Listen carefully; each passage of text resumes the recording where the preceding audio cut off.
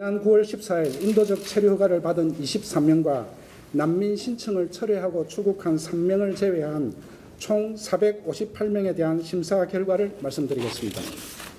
현재까지 난민 인정자는 없으며 인도적 체류 허가자 339명, 단순 불인정자 34명, 심사 결정 보류자 85명이며 진행 많은 인원이 신청을 했는데도 불구하고 한 명도 인정자가 없는 것은 지금 현재 심사 결정이 보류된 사람이 85명입니다. 난민을 인정한 사람은 난민을 인정을 한 사유에 대한 심사가 좀 더 길어집니다. 현재 인정이 가능한 사람들 일부도 심사 보류자에 포함되어 있다고 보시면 되겠습니다.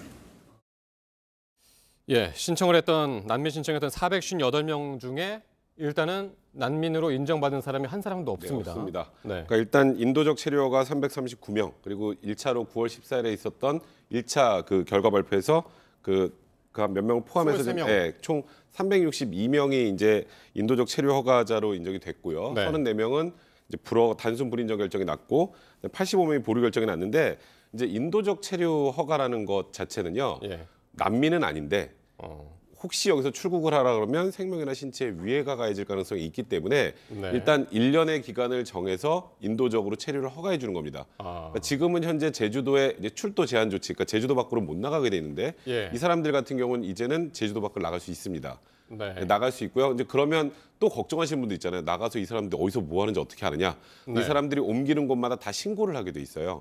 네, 그렇기 때문에 본인이 신고를 해야 되는 네, 신고를 다 해야 됩니다.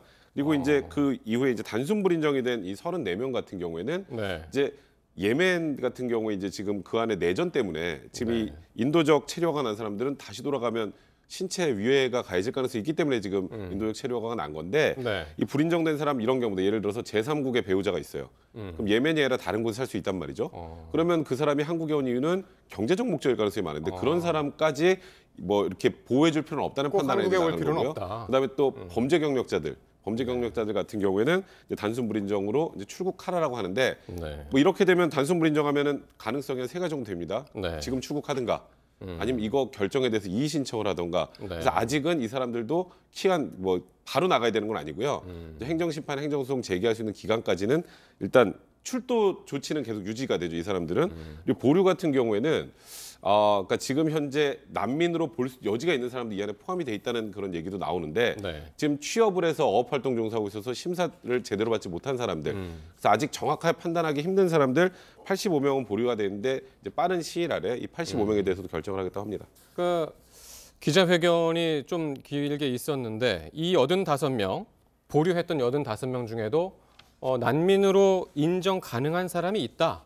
이렇게 이야기를 해서 완전히 그 배제할 수 없는 그런 상황이 됐습니다.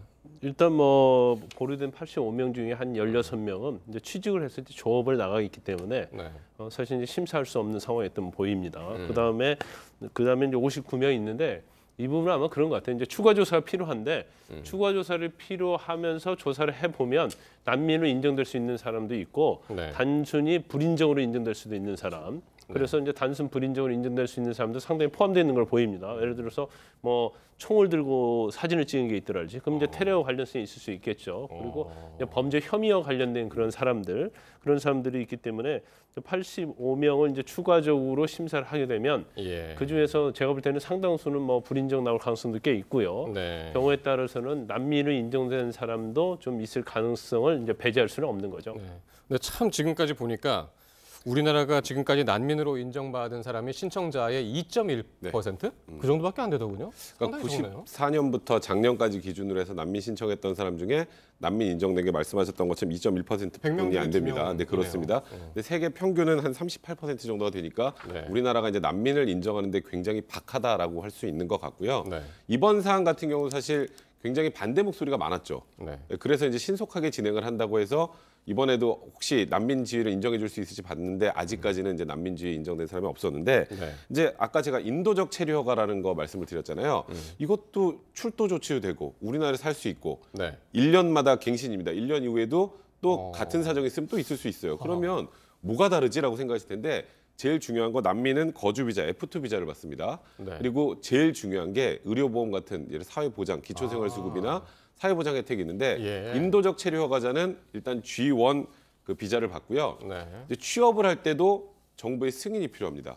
근데 이제 난민으로 인정되면 취업을 자유롭게 할 수 있는 거고 제일 중요한 건 사회보장 혜택이 없는 거예요. 그다음에 체류 허가 기간 관련해서는 난민이 인정되면 3년, 기본이 3년이고 계속 연장이 가능한데 인도적 체류가 1년마다 이제 연장을 해야 되는 그럼 거고요. 인도적 체류로 됐다가 네. 다시 난민 인정도 받을 수 있습니까? 그거는 특별하게 사정 변화가 없으면 인도적 체류가 해서 난민으로 인정되진 않죠. 그러니까 난민으로 인정되지 않는데 이 사람들을 내보냈을 때 혹시라도 이 사람들이 생명 신체에 위해가 가해질 경우에를 한정해서 이제 인도적으로 난민이 아니지만 우리나라에 체류를 허가해 준다는 의미이기 때문에 그 지위가 변경되기 쉽지 않을 걸로 보입니다.